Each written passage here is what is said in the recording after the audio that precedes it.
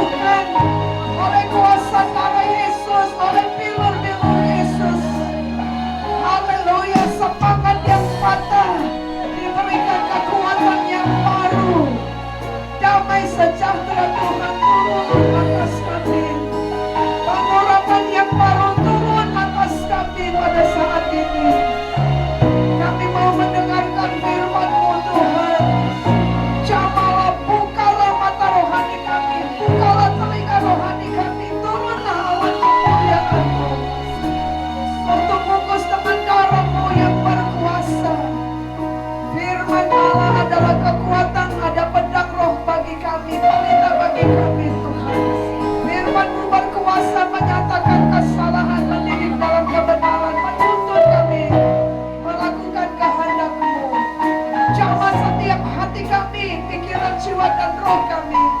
Baharui akal budi kami sehingga kami mengerti kehendak Tuhan. Apa yang baik, apa yang tidak baik Tuhan. Tolong kami mengarahkan, mencondongkan hati kami untuk melakukan ketetapan-ketetapan-Mu sampai akhir hidup kami. Tolong firman Allah kami biarkan mengubahkan hidup kami dalam sisa hidup kami ini menjadi semakin serupa dengan Kristus. Kami sambut firman-Mu Tuhan dengan hati yang haus dan lapar, dan Engkau berkarya sesuai dengan kehendak-Mu pada setiap orang, maupun anak-anak kami juga yang sedang beribadah. Jamah mereka Tuhan, sentuh hati mereka Tuhan. Taruhkan roh-Mu yang kudus dalam hati dan pikiran jiwa mereka dan guru-guru yang melayani. Dalam nama Yesus kami berdoa dan bersyukur. Haleluya. Amin. Begitu banyak yang orang tiba-tiba dipanggil oleh Tuhan tanpa dia sempat mempersiapkan diri. Banyak orang juga seperti itu. Dia pikir hidupnya masih panjang. Dia pikir bahwa esok adalah hari kepunyaannya. Tetapi hari kepunyaan itu adalah waktu saat ini. Esok tidak ada seorang pun yang tahu, saudara. Sebab itu dalam tema kita dalam bulan ini, yaitu inilah waktunya bagi kita untuk mengatur waktu kita. Kiranya itu akan mengubahkan kita. Mengubahkan kita dalam mengisi hari-hari kita, jam-jam kita, saudara. Mari kita akan bangkit berdiri, saudara. Firman Tuhan pada hari ini adalah waktu sangat singkat, penuhi panggilan Allah. Kita akan baca dalam kitab 1 Korintus pasal yang ke-7 ayat 17. Kita mulai baca dari ayat yang ke-17. Kita baca ayat 17 ayat 17 sampai dengan ayat yang ke-23. Langsung nanti kita akan lompat karena ini panjang sampai 40 ya. 1 Korintus 7 mulai dari ayat 17. Selanjutnya, hendaklah tiap-tiap orang tetap hidup seperti yang telah ditentukan Tuhan baginya, dan dalam keadaan seperti waktu ia dipanggil Allah. Inilah ketetapan yang kuberikan kepada semua jemaat. Kalau seorang dipanggil dalam keadaan kesulitan, janganlah ia berusaha meninggalkan keadaan itu. Dan kalau seorang dipanggil dalam keadaan kesulitan, janganlah ia bersunat. Sebab bersunat atau tidak bersunat tidak penting. Yang penting ialah mentaati hukum-hukum Allah.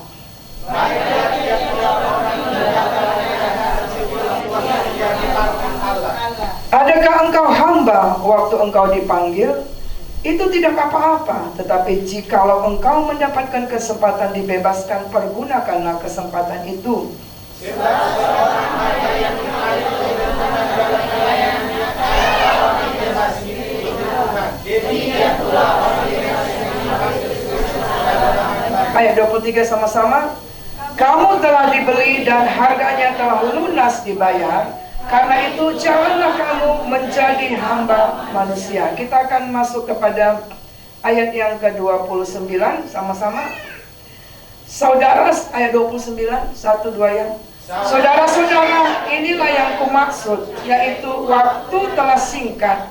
Karena itu dalam waktu yang masih sisa ini, orang-orang yang beristri harus berlaku seolah-olah mereka tidak beristri. Dan orang-orang yang menangis seolah-olah tidak menangis. Dan orang-orang yang bergembira seolah-olah tidak bergembira. Dan orang-orang yang membeli seolah-olah tidak memiliki apa yang mereka beli. Yang berikutnya, pendeknya orang-orang yang mempergunakan barang-barang duniawi seolah-olah sama sekali tidak mempergunakannya, sebab dunia seperti yang kita kenal sekarang akan berlalu. 32. Aku ingin supaya kamu hidup tanpa kekhawatiran. Orang yang tidak beristri memusatkan perhatiannya pada perkara Tuhan, bagaimana Tuhan berkenan kepadanya. 33. Orang yang beristri memusatkan perhatian kepada perkara duniawi, bagaimana ia dapat menyenangkan istrinya. 34. Dan dengan demikian perhatiannya terbagi-bagi. Perempuan yang tidak bersuami dan anak-anak gadis memusatkan perhatian mereka pada perkara Tuhan, supaya tubuh dan jiwa mereka kudus. Tetapi perempuan yang bersuami memusatkan perhatiannya pada perkara duniawi, bagaimana ia dapat menyenangkan suaminya. Silakan duduk saudara, nanti saudara akan baca sampai dengan satu perikop di rumah, sampai dengan ayat 40. Nah, saudara yang terkasih di dalam nama Tuhan Yesus, 2 minggu yang lalu kita belajar bahwa dikatakan bahwa waktu yang ada pada kita tidak banyak lagi. 2 minggu yang lalu, tidak banyak lagi waktu. Lalu hari ini saudara disebutkan, saudara, ayat 29 itu diingatkan kita kembali, saudara, yaitu dikatakan waktu telah singkat, karena itu dalam waktu yang masih sisa ini. Waktu yang masih sisa, artinya kalau yang namanya sisa tidak banyak lagi, ya. Nah, kita baca slide-nya, saudara. Hal yang terpenting, saudara, ingatlah bahwa ayat itu dikatakan bahwa waktu yang masih ada tinggal sedikit. Saya baca dalam terjemahan yang hidup, dikatakan ayat 29 itu, demikian juga kesempatan untuk melakukan pekerjaan Tuhan. Dalam terjemahan baru dikatakan waktu telah singkat.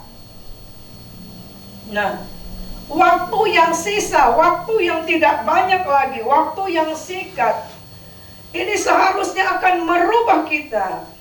Slide berikut.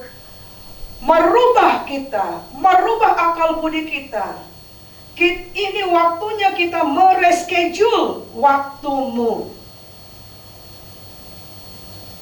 Kita tidak terhisap pada kegiatan-kegiatan, pembicaraan-pembicaraan, keputusan-keputusan, waktu-waktu luang yang menguras energi kita, tetapi akhirnya menjauhkan kita daripada Tuhan. Waktu-waktu yang tidak produktif, waktu yang kita habiskan di gadget, saudara. Waktu yang kita habiskan di mana saja. Untuk tidur-tiduran, untuk tidak bangun dari tidur, dan tidak membuat apa-apa. 1 Tesalonika 5 ayat 23 berkata begini, saudara. Yuk kita baca di slide itu. Waktu yang singkat, atau kita baca ini saya singkat ini. Kita baca 1 Tesalonika 5 ayat 23. Tolong ditampilkan, ya. Semoga Allah damai sejahtera menguduskan kamu seluruhnya, dan semoga roh, jiwa, dan tubuhmu terpelihara sempurna dengan tak bercacat pada kedatangan Tuhan Yesus Kristus Tuhan kita.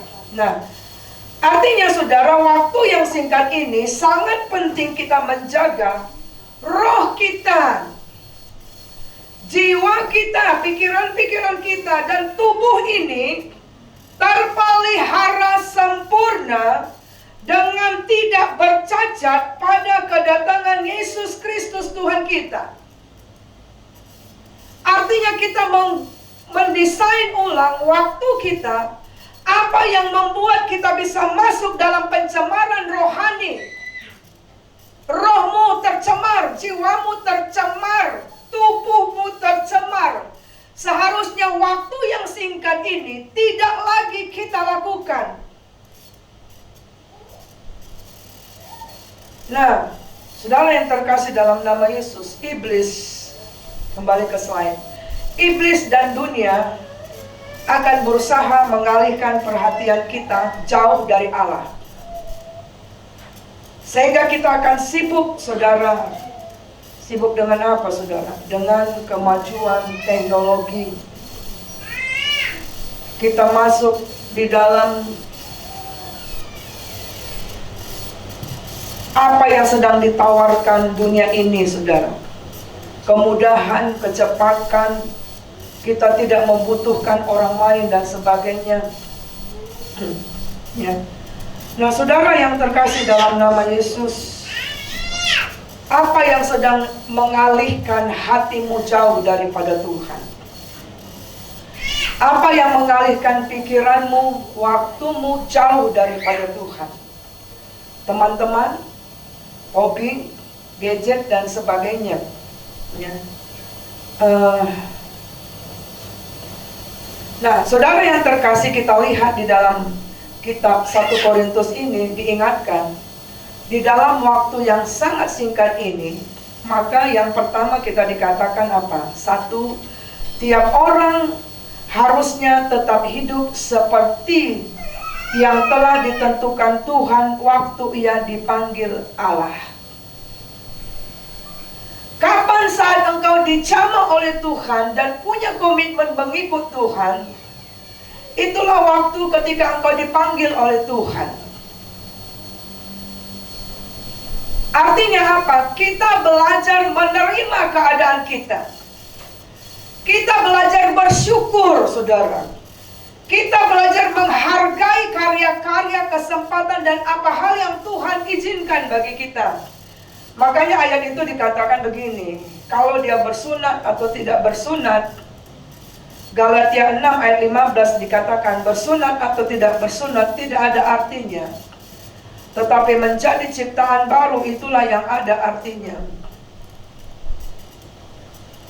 Lalu kita lihat, apakah engkau dipanggil sebagai tuan atau hamba? Engkau mungkin memimpin satu perusahaan, atau kita menjadi satu pegawai, atau apa saja.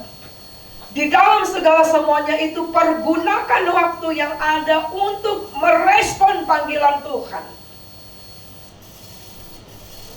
Lalu dikatakan, apakah engkau menikah atau tidak menikah? Nah, saudara yang terkasih, slide berikut saya sebutkan begini, saudara. Sekarang banyak kegelisahan di hati orang tua atau anak-anak muda yang belum menikah. Ada kegelisahan dan kegalauan karena belum dapat jodoh, sehingga melalaikan panggilan pelayanan dan terjerat hawa nafsu, saudara. Tidak lagi setia dalam melayani, tidak lagi setia seperti panggilan Tuhan ketika rohnya menyala-nyala. Sudah ragu, aduh gimana umurku sudah sekian, ya kan? Apa yang harus aku lakukan? Maka dari sana pindah sini, pergi ke gereja sana, gereja sini. Bukan karena pengen ibadah, tapi pengen cari jodoh. Aduh, siapa yang bisa dilihat ya menjadi jodohku? Gak salah sih. Tapi saudara, kegelisahan dan kegalauan itu membuat kita lupa panggilan Tuhan. Membuat kita fokus kita menjadi hilang, saudara. Nah, padahal kita mengerti, saudara, perkawinan itu bukan mengatasi semua masalah. Ada 4 hal yang tidak bisa dijawab dalam perkawinan. Yang pertama adalah kesepian. Ada orang yang menikah dikatakan supaya ada teman, ngobrol, menghabiskan waktu. Tapi ternyata hasil survei dikatakan banyak orang yang kesepian di tengah perkawinannya. Kenapa? Gak klik omongannya. Kenapa? Tidak terbuka, masing-masing menikah, tapi setelah itu hidup dengan dirinya sendiri, dengan waktunya sendiri. Anak-anak sepi, mama papa entah kemana. Istri arisan, suami gak ngerti kemana. Sepi, sudah. Tidak ada komunikasi. Anak susah direngkuh. Lalu dikatakan perkawinan juga tidak mengatasi masalah godaan seksual. Ternyata saudara, perkawinan bukan menjawab itu. Banyak orang menikah tapi masih selingkuh. Masih tidak puas dengan pasangannya. Lalu apalagi saudara, kebutuhan emosional. Lalu apalagi kesulitan-kesulitan hidup. Berpikir bahwa perkawinan maka statusku jelas, lalu kebutuhanku aman. Tapi ternyata setelah menikah dia kecewa karena tujuan perkawinan tidak mengerti. Terlalu berharap bahwa perkawinan itu akan ada kemewahan seperti Cinderella. Padahal pernikahan itu adalah mulai masuk di dalam tantangan dunia nyata. Sehingga banyak yang tidak setia dalam pernikahan. Nah, lalu saudaraku yang terkasih, dalam nama Yesus dikatakan juga di situ, bersunat atau tidak bersunat dikatakan tidak penting. Maksudnya apa ini? Maksudnya saudara, banyak orang lebih fokus kepada tradisi-tradisi keagamaan. Jadi pada waktu itu orang Israel, tanda mereka milik kepunyaan Tuhan, memang mereka harus disunat. Ya, yang membedakan orang Israel dengan orang kafir. Tetapi setelah hadirnya Kristus, ini yang diajarkan Rasul Paulus kepada kita, bahwa menyenangkan hati Allah dan mentaati Dia, hidup dalam hidup baru, itu jauh lebih penting dari tradisi-tradisi agama. Dari upacara-upacara tradisional yang seringkali kita lebih mengutamakan itu daripada kita menyenangkan hati Tuhan. Banyak orang ketika Natal itu heboh-hebohan, habis-habisan, tapi tidak bertanya apakah itu menyenangkan hati Tuhan atau tidak. Sehingga pulang pesta Natal, sebentar kita sudah mau Natal ya, gak lama, langsung berkelahi. Kenapa? Gak dapat nasi, gak dapat snack. Ya saudara. Nah saudara yang terkasih dalam nama Yesus, saya mau mengangkat satu yang namanya, slide berikut, Artificial Intelligence, AI, kecerdasan buatan manusia. Banyak orang tadi, ya, dia tidak ingin beribadah itu adalah karena rindu kepada Tuhan. Tidak mau datang ke gereja karena benar-benar rindu membutuhkan Tuhan berfirman. Benar-benar ingin memuji dan menyembah Tuhan. Dan akhirnya saudara, saya mau sebutkan, coba lihat di slide berikut. Pada tanggal 9 Juni 2023 ini, satu gereja namanya Gereja St. Paul di kota Fürth, Bavaria, saudara, di Jerman, dihadiri oleh 300 jemaat. Yang melayani adalah, tampilkan dulu gambarnya, kecerdasan buatan. Mulai dari pelayanan musik, yang memimpin doa, yang berkhotbah, yang memberi berkat, dan itu berjalan 40 menit. Yang menciptakan AI tersebut, Artificial Intelligence, kecerdasan buatan itu, ChatGPT dan Jonas Simmerlein, seorang teolog filsuf dari Universitas Wina, saudara. Dan ini adalah gereja Lutheran. Dan masuklah ibadah tanpa sadar, penyembahan berhala modern. Orang beribadah bukan lagi mencari urapan Tuhan, mendengar firman Tuhan, tidak lagi dinaikkan pujian itu dari dasar hati dan menyembah Tuhan. Robot gak punya perasaan, saudara. Robot tidak diurapi Tuhan. Tidak, saudara. Tapi pada waktu kita memuji dan menyembah Tuhan, turun urapan Tuhan yang tidak bisa dilakukan oleh robot. Bahkan pada waktu engkau dengar firman, kadangkala apa yang kupersiapkan beda yang Tuhan mau disampaikan, saudara. Tapi saudara, kalau kita akhirnya tidak mengerti itu, saudara, akhirnya kita akan masuk kepada rutinitas dan seremonial. Makanya tadi dikatakan dalam waktu yang singkat ini harus mengerti bersunat atau tidak bersunat, tradisi-tradisi agama. Ketika engkau datang ke gereja, jangan hanya untuk supaya orang lihat kita Kristen, tapi waktu ibadah pikiranmu tidak ada di firman Tuhan. Waktu memuji dan menyembah, engkau melihat suara orang, ini suaranya false. Ya. Ketika ada firman, kita katakan itu untuk dia, kita enggak, sehingga kita enggak pernah bertobat, saudara. Rutinitas, seremonial, tidak ada urapan, saudara. Nah, saudara, ini gambarnya ya. Ibadah yang dipimpin oleh artificial intelligence di Jerman. Dibentuk sedemikian rupa, mirip seperti manusia. Dan saudara, itu adalah di Google.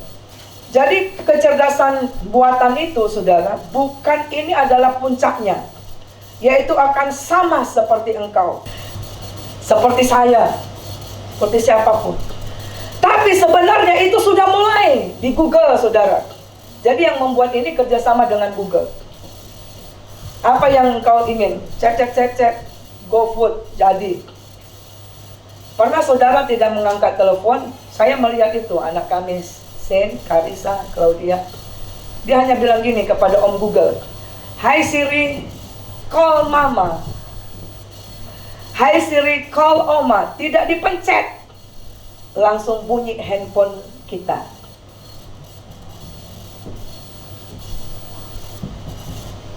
Lalu ketika engkau ingin cari apapun sekarang, tanya kepada Om Google. Itu kecerdasan buatan. Dan apa yang dilakukan ini bukan tidak mungkin terjadi di seluruh dunia.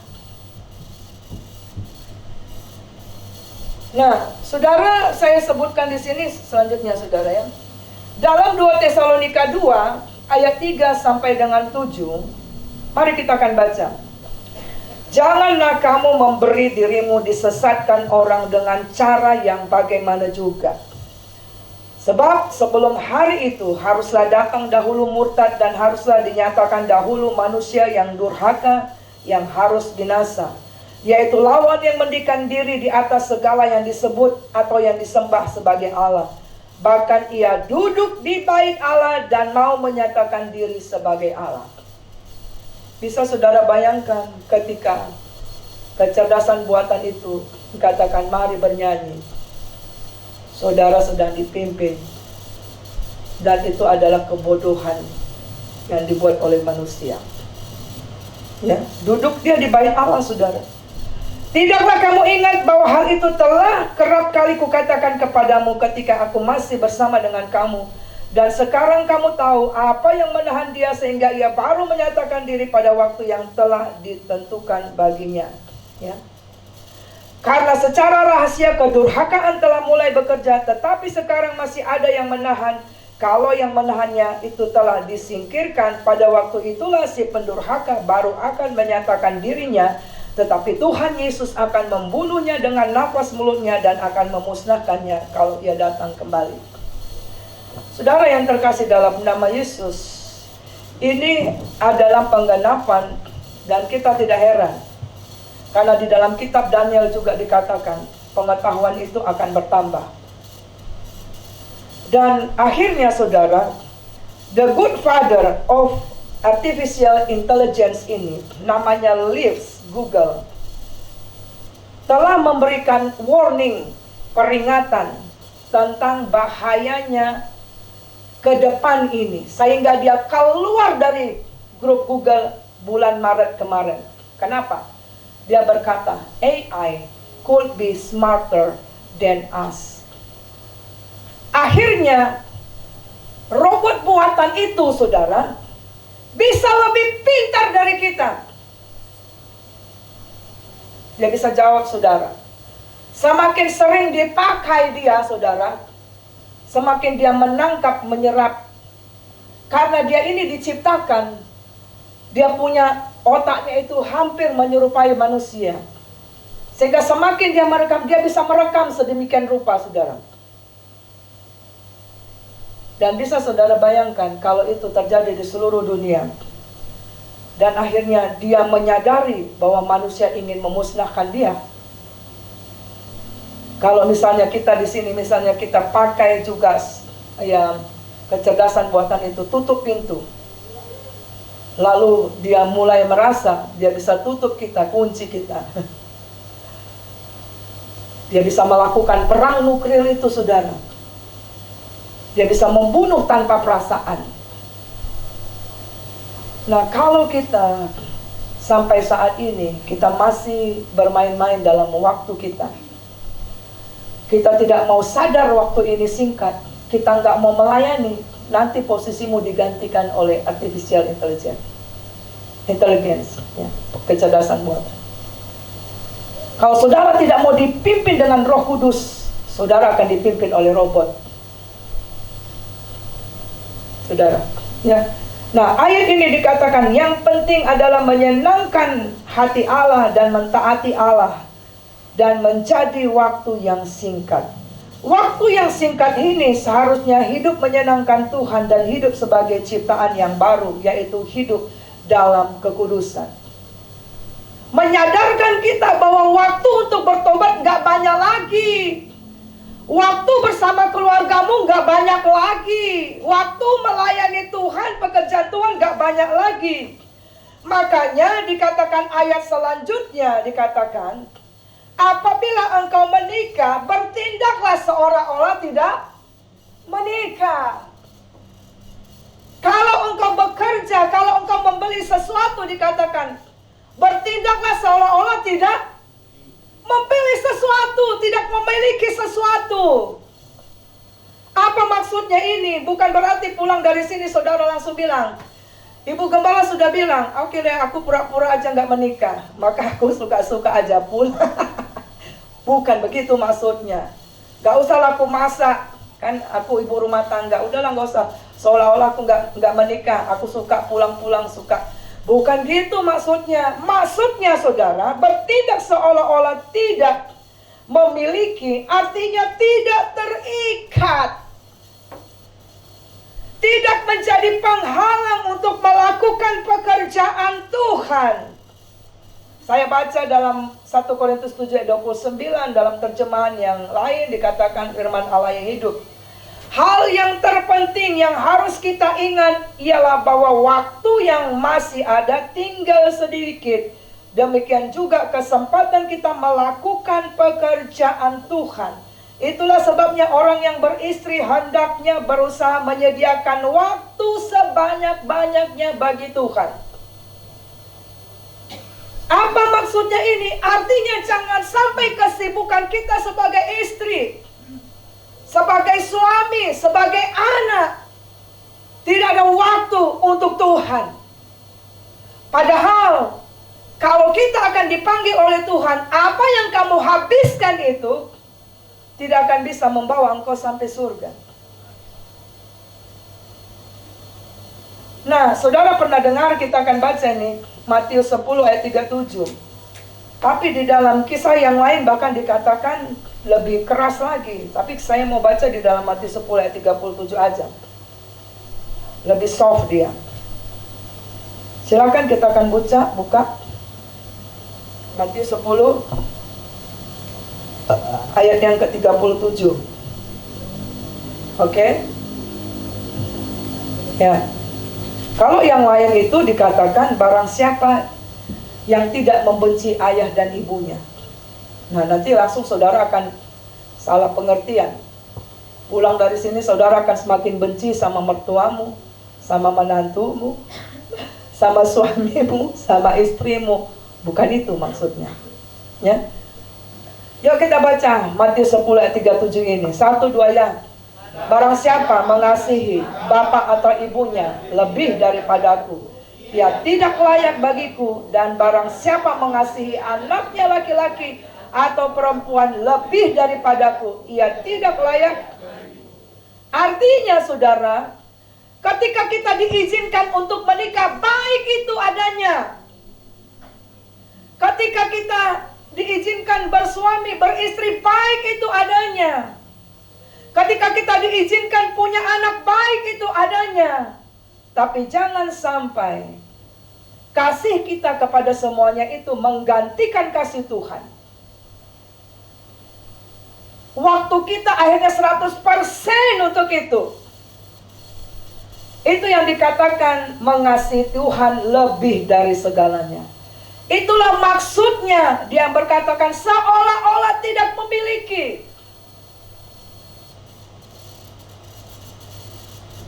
Dan kita akan mengingat itu ketika kita melihat itu kehidupan Abraham. Saya akan baca dalam Kejadian 22 ayat 11 sampai dengan ayat 12. Dalam terjemahan yang lain berkata demikian.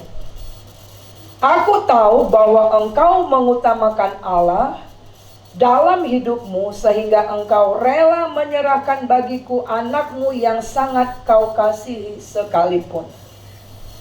Banyak orang berkata begini, sibuk aku, gak bisa aku. Anakku masih kecil, ada cucuku, ada pekerjaanku yang tak selesai-selesai. Memang pekerjaan tak selesai-selesai saudara. Tapi kita bisa, itulah maksud ayat firman ini. Atur waktu kita, amin saudara. Amin, atur waktu. Jangan sampai karena anak kita nggak melayani. Jadi kalau saya, saudara, dalam prakteknya, saya akan, kalau saya punya bayi tapi ada tetap pelayanan pekerjaan Tuhan, kita bawa dia.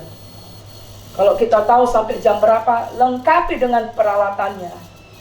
Nasinya, apanya, memang seperti orang pindah, tempat tidurnya semula situ ya. Tapi kan ada masanya. Nah itu yang dimaksud. Sehingga Abraham, kenapa dia rela? Tuhan baru kasih dia usia 100, baru remaja, saudara, kira-kira 10-11 tahun, Tuhan bilang serahkan anakku. Nah Abraham lebih mengasihi Tuhan. Itulah yang dimaksud di sini, bahwa seolah-olah kamu tidak punya anak itu. Kenapa? Karena Abraham tahu kalau Tuhan memberi pada waktunya dan Tuhan sekarang ambil, berarti Tuhan yang punya pegang ke depan, ada maksud Tuhan. Tapi ternyata bukan Tuhan sebenarnya pengen ambil anak itu, betul nggak ya? Bagaimana kita, saudara? Di dalam waktu yang singkat ini kita banyak excuse, banyak alasan. Nah, saudara, yang ketiga adalah dikatakan ayat 23 tadi. Kamu telah dibeli dan harganya lunas dibayar. Kematian Kristus di kayu salib adalah membeli waktu kita, membeli hidup kita, tubuh, roh, dan jiwa kita. Dan itu lunas dibayar untuk apa? Supaya hidup kita ini selama masih ada nafas itu, kita menghasilkan buah-buah kerajaan Allah, buah-buah pertobatan di masa yang singkat. Di dalam kitab 1 Korintus itu ada dua hal yang perkataan yang sama. Yang pertama ada di dalam 1 Korintus 6 ayat 20 dikatakan, kamu telah dibeli dengan lunas dibayar harganya, karena itu Muliakan Allah dengan tubuhmu. Lalu di dalam pasal 7 ayat 23, hal yang sama, kamu telah dibeli dan harganya lunas dibahas. Karena itu janganlah kamu menjadi hamba manusia. Amin, saudara. Nah, lalu kita lihat itu berbicara apa? Jangan sampai kita mencemarkan tempat tidur kita. Kita baca Ibrani 13 ayat 4. Hendaklah kamu semua penuh hormat terhadap perkawinan, dan janganlah kamu mencemarkan tempat tidur, sebab orang-orang sundal dan pezina akan dihakimi Allah. Jadi kalau kita diizinkan untuk menikah, hormati, jaga perkawinan kita. Jangan mencemarkan tempat tidurmu. Perzinahan, persundalan itu bukan harus juga kadang dengan kontak fisik, tapi aplikasi-aplikasi sekarang banyak, saudara. Bertobat dari sana, saudara. Lalu ketika engkau curhat dan akhirnya engkau merindukan dia, kalau enggak dengar suaranya, udah termasuk, saudara. Nah, lalu dikatakan Maliaki 2 ayat 16b. Dia berkata, jaga dirimu dan jangan berkhianat. Waktu yang singkat ini adalah di mana engkau menjaga dirimu sebagai suami, menjaga dirimu sebagai istri, menjaga dirimu sebagai anak, sebagai mertua, sebagai menantu, untuk hidup kudus. Itu maksudnya. Tidak lagi bermain-main. Dikatakan puaslah dengan istri masa mudamu, bukan istri mudamu. Puas, saudara. Amsal 6 ayat 32 dikatakan, siapa ini ayat hafalan di Zoom? Siapa melakukan zina tidak berakal budi. Orang yang berbuat demikian merusak diri. Waktu yang singkat, jangan lagi bermain asmara. Sudah ada pernikahan. Makanya sebelum menikah, buka mata lebar-lebar. Setelah itu tutup mata lebar-lebar. Pakai kacamata kuda. Kita pergi beli di Brastagi. Karena pernikahan itu tidak ada yang sempurna. Ketidaksempurnaan saling melengkapi, saudara. Tidak pernah cocok, karena kita dipanggil memang bukan untuk cocok, bukan untuk sama. Amin, saudara. Ya. Nah, yang keempat itu berarti, saudara, di dalam masa yang singkat ini, maka kita harus fokus kepada Tuhan Yesus, bukan pada masalah. Kita akan baca dalam 1 Korintus 7 ayat 30. Ayat 30 berkata, ya. Dan orang-orang yang menangis seolah-olah tidak menangis.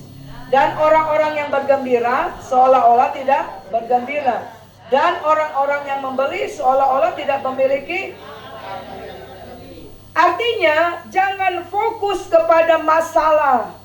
Kalaupun kadang-kala dalam proses hidup kita harus menangis, tapi segera bangkit. Jangan meratapi diri, mengasihani diri sendiri, kemudian engkau tidak beribadah. Justru Alkitab mengatakan begini, Daud mengatakan, justru ketika aku tertindas, itu baik bagiku. Dan dia katakan, aku akan mau melangkah lebih maju ke rumah Tuhan, mendahului yang lain. Ketika kita juga dalam bahagia, saudara, bergembira, maka jangan lupa diri juga, saudara. Akhirnya kita pesta, saudara. Akhirnya kita lupa apa yang utama, mengutamakan Tuhan, mencari Tuhan. Baca Alkitab tidak ada lagi. Ada yang mengatakan, aku doa bu, tapi nggak baca Alkitab. Tidak boleh. Doa, baca Alkitab, beribadah, komunitas. Itu yang membuat kita akan fokus kepada Tuhan. Saya baca dalam terjemahan firman Allah yang hidup berkata gini, kebahagiaan, kesedihan, ataupun kekayaan jangan hendaknya menjauhkan orang dari pelayanan bagi Allah. Jangan katakan aku masih berduka, aku masih belum mapan pekerjaanku, aku masih, banyak alasan, saudara. Itu maksudnya. Itu yang harus kita lakukan di waktu yang singkat ini. Waktu yang singkat ini, penuhilah panggilan Allah dalam hidupmu. Jadi kalau ada teman-teman yang belum dapat pasangan, gak usah gerasa-gerusu, sehingga engkau tidak tenang dalam hadirat Tuhan. Tenang saja, Tuhan akan kirim pada waktunya. Ketika engkau mengalami masalah dalam nikah rumah tangga, tenang saja, pasti Tuhan akan turut bekerja dalam semuanya. Apalagi saudara, jadi kita di dalam waktu yang singkat ini, jangan fokus kepada masalah kita, tangisan kita, kegembiraan kita, aktivitas kita, selain kepada Tuhan. Karena ketika kita fokus kepada masalah, ketika kita fokus kepada persoalan kita, sebenarnya kita tidak fokus lagi kepada Allah. Dan banyak orang tanpa sadar, habis waktunya, hilang waktunya. Karena hal itu. Kita akan bangkit berdiri, saudaraku yang terkasih dalam nama Yesus. Sekali lagi firman Tuhan mengingatkan kita, waktu itu singkat, penuhilah panggilan Allah. Layanilah Tuhan. Amin, saudara. Layanilah Tuhan dengan segenap hatimu. Fokuslah, kasihilah Tuhan lebih dari sebelumnya, saudaraku. Kita mau nyanyi satu lagu. Lagu ini berkata, ku tak tahu kapan sampai akhir hidupku.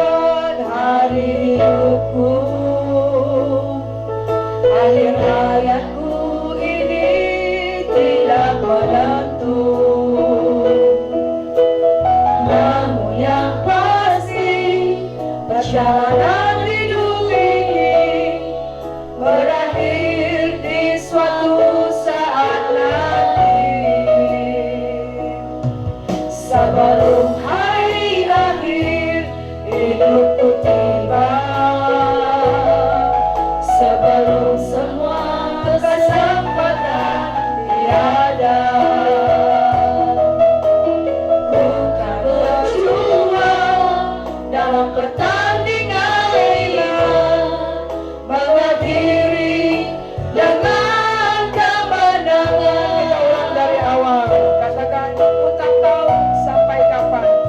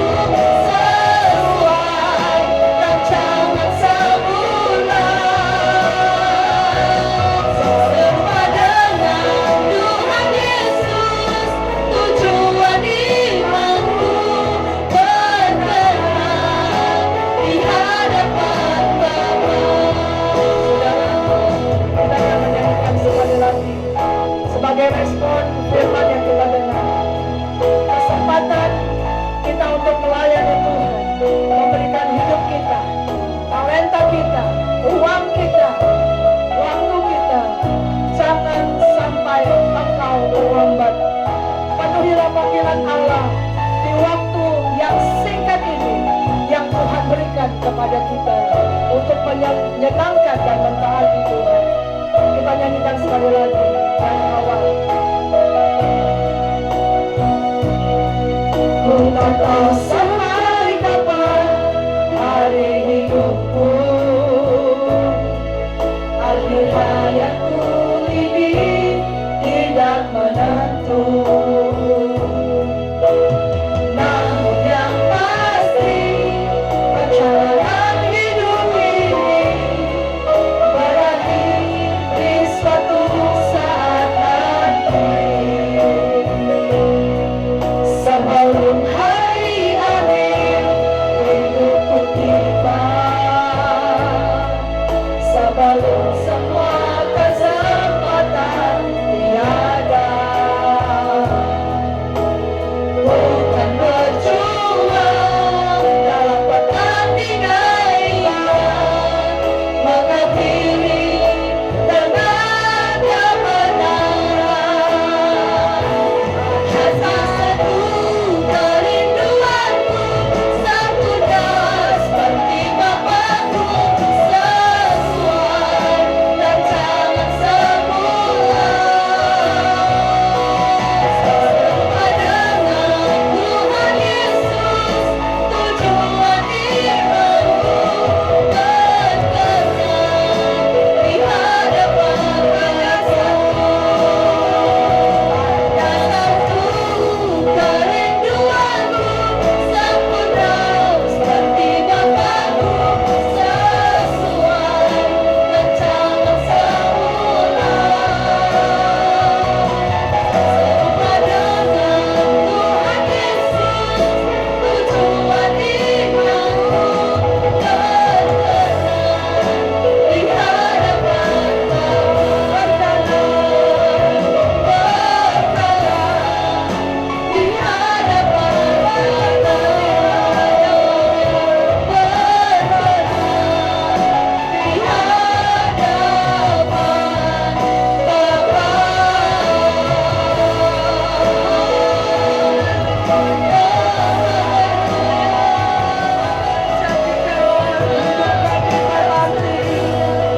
jadikan suami istri anak-anak kami Tuhan melayani-Mu Tuhan. Tolong kami memulihkan hubungan yang rusak, relasi yang rusak Tuhan. Tolong kami mengatur waktu kami mengulang kembali Tuhan. Tolong kami Tuhan penuh hikmat dan bijaksana dengan orang tua. Tolong kami menggunakan waktu yang ada kesempatan memberitakan Injil keselamatan Tuhan. Dimanapun kami berada, di kantor, di sekolah, anak-anak kami dalam minggu-minggu ini akan kembali ke bangku sekolah. Sadarkan dan pakai mereka juga untuk membawa teman-teman mereka di dalam Tuhan. Kembali di dalam dunia kerja Tuhan, tolong kami, banyak sekeliling kami yang belum mengenal Engkau. Pakai dan urapi umat-Mu untuk menjadi saksi di tengah pekerjaannya. Tuhan Yesus, banyak pergumulan, persoalan, suka dan duka yang kami alami. Jangan itu membuat kami tidak melayani Tuhan, berhenti mengasihi Tuhan, menggantikan waktu kami yang sia-sia dengan gadget, dengan game yang tidak produktif, dengan melayani pekerjaan-Mu Tuhan, dengan mendedikasikan waktu yang ada juga buat keluarga kami, boleh kami kasihi pelayanan pekerjaan Tuhan. Tuhan, hamba-Mu terbatas, tapi Roh Kudus akan mengerjakan jauh lebih banyak dari apa yang kami pikir dan doakan. Dan setiap benih firman Allah tidak akan pernah kembali dengan sia-sia Tuhan. Tapi Engkau memberikan pertumbuhan dalam jiwa dan roh kami Tuhan.